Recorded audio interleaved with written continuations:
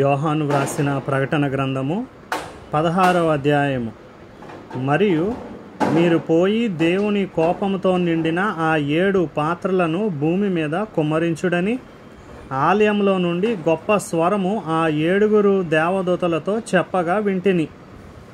అంతటా మొదటి దూత వెలుపలికి వచ్చి తన పాత్రను భూమి మీద కుమ్మరింపగా ఆ క్రూర మృగము యొక్క ముద్రగల వారికిని దాని ప్రతిమకు నమస్కారము చేయు వారికిని బాధకరమైన చెడ్డ పుండు పుట్టెను.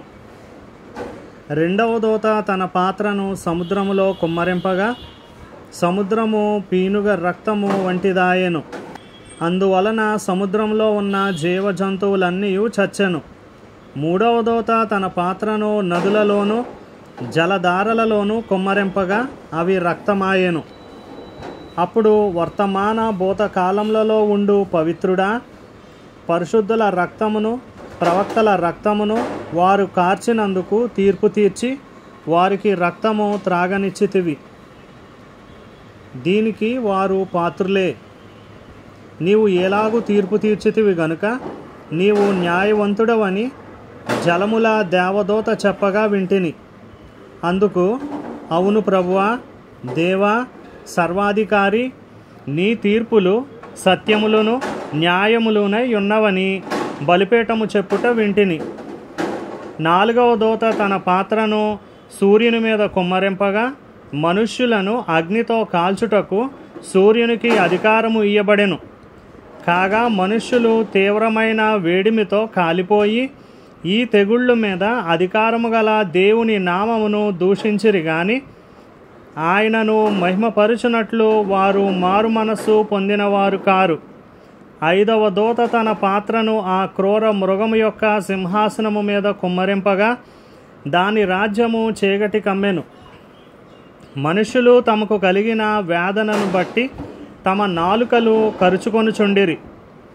తమకు కలిగిన వేదనలను బట్టియు పుండ్లను బట్టియు పరలోకమందున్న దేవుని దూషించిరి గాని తమ క్రియలను మాని మారు మనస్సు పొందినవారు కారు.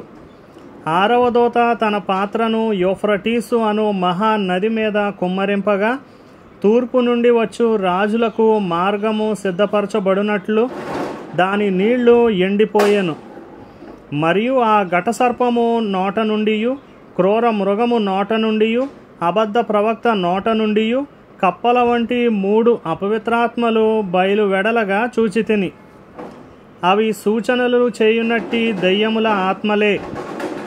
అవి సర్వాధికారి అయిన దేవుని మహాదినమున జరుగు యుద్ధమునకు లోకమంతటా ఉన్న రాజులను పోగు చేయవలెనని వారి యొద్దకు బయలువెళ్ళి హెబ్రీ భాషలో హార్ మెగిద్దోన్ అను చోటుకు వారిని పోగు చేసెను. ఇదిగో నేను దొంగవలే వచ్చుచున్నాను.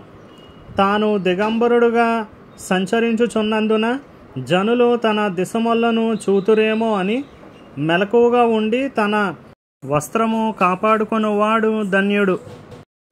ఏడవ దూత తన పాత్రను వాయుమండలం మీద కుమ్మరింపగా సమాప్తమైనదని చెప్పుచున్న ఒక గొప్ప స్వరము గర్భాలయములో ఉన్న సింహాసనము నుండి వచ్చెను.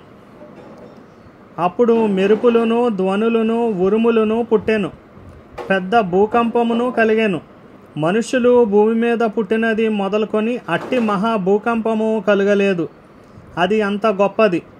ప్రసిద్ధమైన మహాపట్టణము 3 భాగములాయెను. అన్యజనుల పట్టణములు కూలిపోయెను. తన తీక్ష్ణమైన ఉగ్రతయను మద్యము గల పాత్రను మహాబబులోనునకు ఇయ్యవలెనని దానిని దేవుని సముఖమందు జ్ఞాపకము చేసిరి. ప్రతి ద్వీపము పారిపోయెను. పర్వతములు కనబడకపోయెను.